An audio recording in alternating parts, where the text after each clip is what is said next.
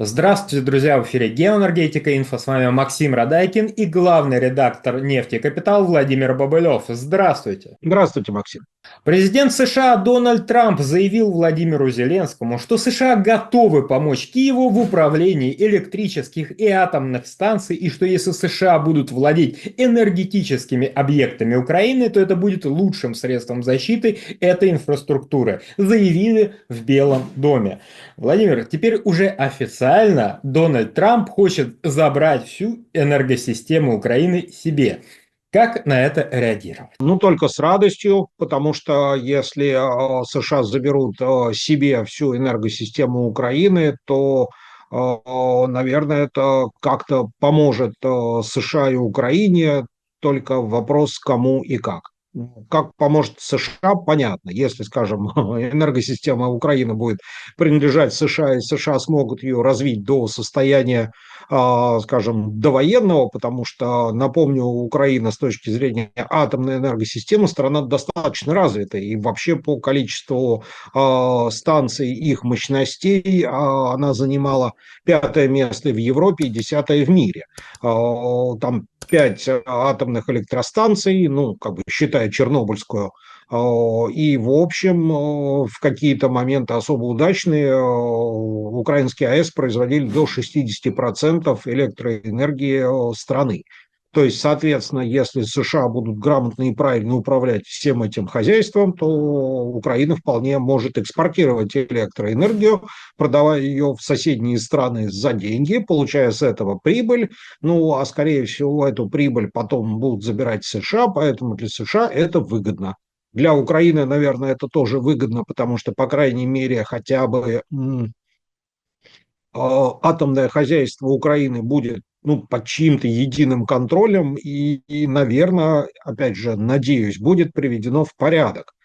Другое дело, дальше уже дьявол кроется в деталях, потому что, ну, собственно, большая часть украинской энергетики – это наследие СССР. Практически все энергоблоки, которые находятся на Украине, были построены еще во времена Советского Союза. По-моему, если я не ошибаюсь, один или два были построены после 95 года, а в основном все это как бы вот наследие советского атома. Поэтому это все, естественно, нуждается в каком-то ремонте, модернизации и так далее. Вот дальше возникают детали сложные, потому что, ну, поскольку Россия и Украине больше совсем не друг, то явно к Росатому обращаться они не будут ни за помощью в ремонте там, и обслуживании атомной энергетики, ни за топливом, потому что, опять же, с учетом того, что реакторы в основном все советские, то, соответственно, в силу, так сказать, сложившейся системы взаимодействия, все топливные сборки, как бы ядерное топливо, оно тоже все поступало из России.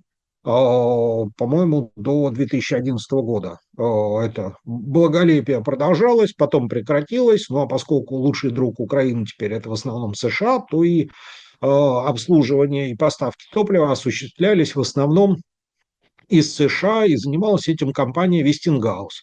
Американская компания Westinghouse славится тем, что за последние много лет, лет 10, наверное, она не построила ни одного атомного энергоблока на территории США.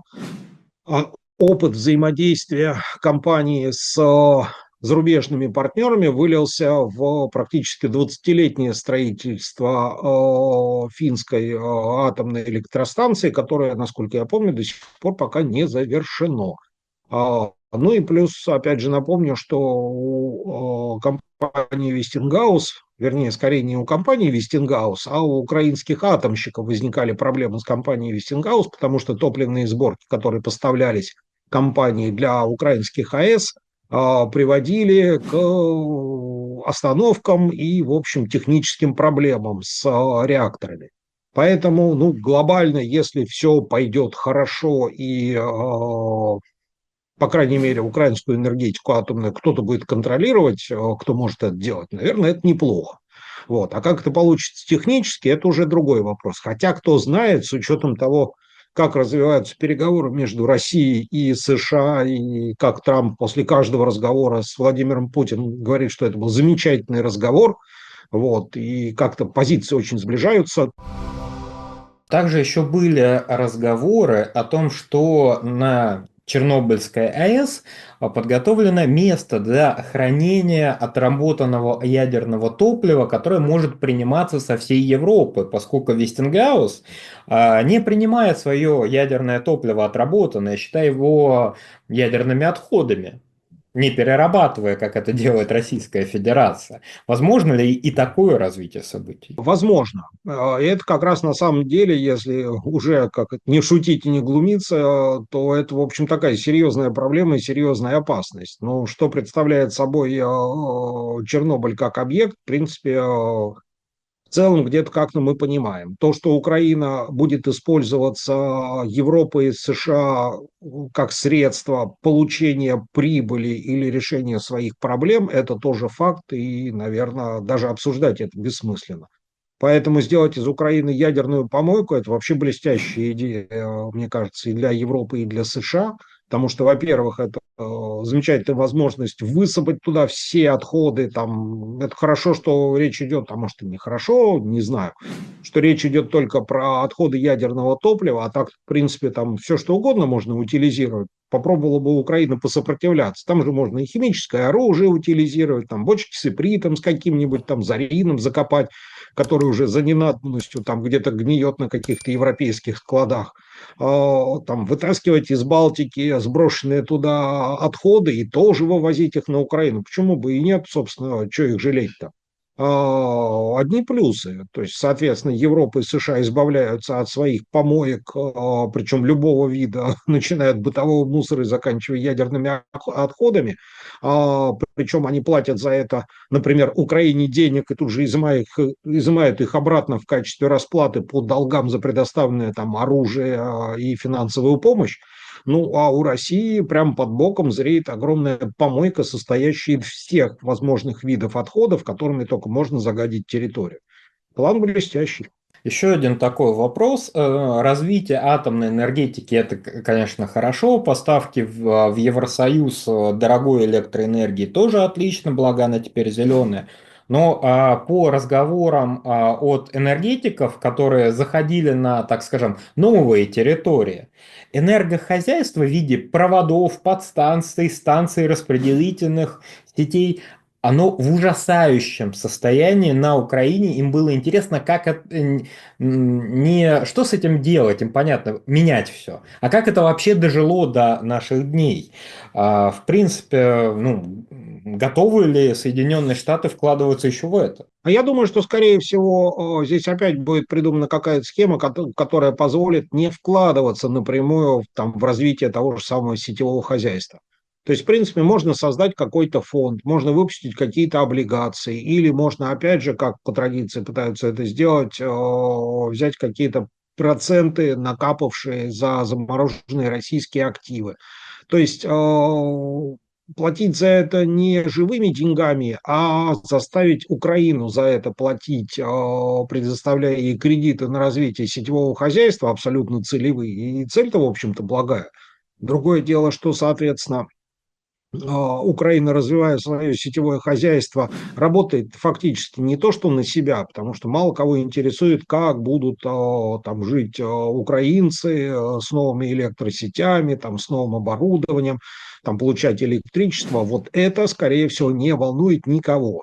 И я думаю, что, опять же, даже вот эти новые электросети и развитие атомной энергетики влетит простым украинцам в копеечку, потому что они же будут платить через тариф за это деньги, окупая кредиты, которые их страна взяла для того, чтобы развивать вот это все. Они в данном случае такая как бы побочная ветвь эволюции, потому что основная задача, естественно, не предоставить простым украинцам электричество по сходной цене, там, по нормальным сетям, а сделать максимально возможный вариант экспорта в Европу дешевого электричества.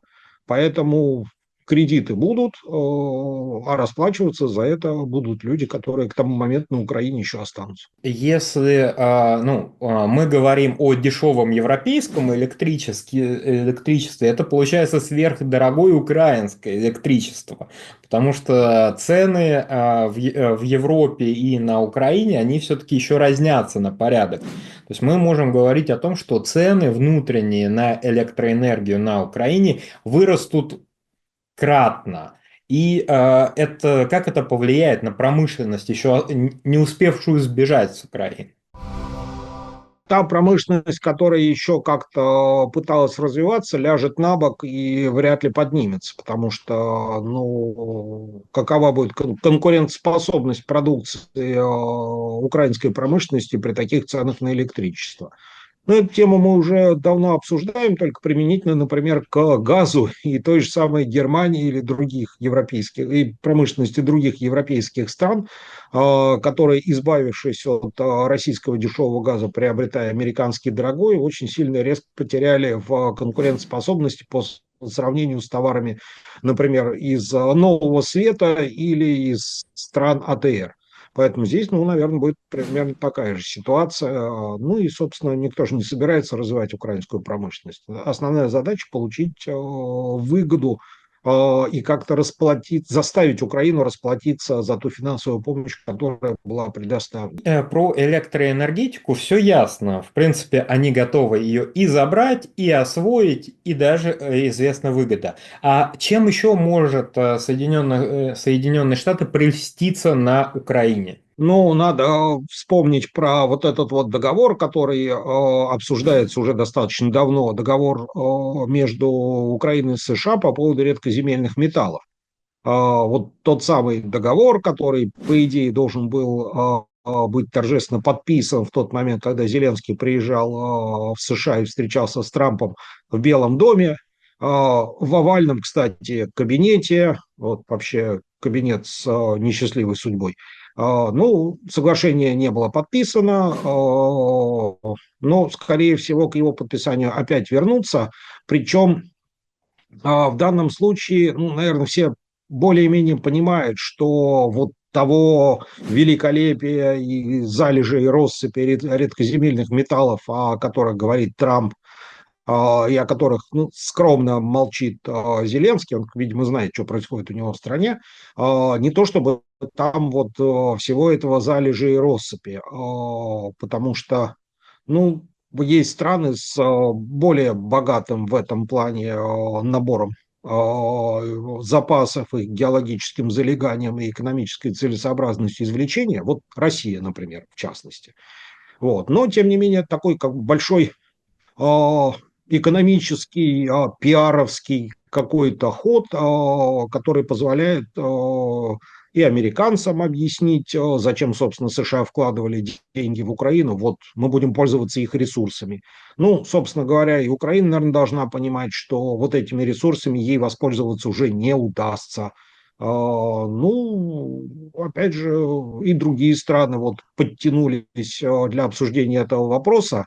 Например, через несколько дней после того, как не подписали соглашение Зеленский и Трамп, появился нынешний президент Демократической Республики Конго, который обратился к Трампу и сказал, что а у нас вот тоже очень много всего интересного, и давайте вы лучше, может быть, с нами подпишитесь. И, кстати, может быть, имеет смысл, потому что все-таки в Демократической Республике Конго война – это уже такой национальный спорт.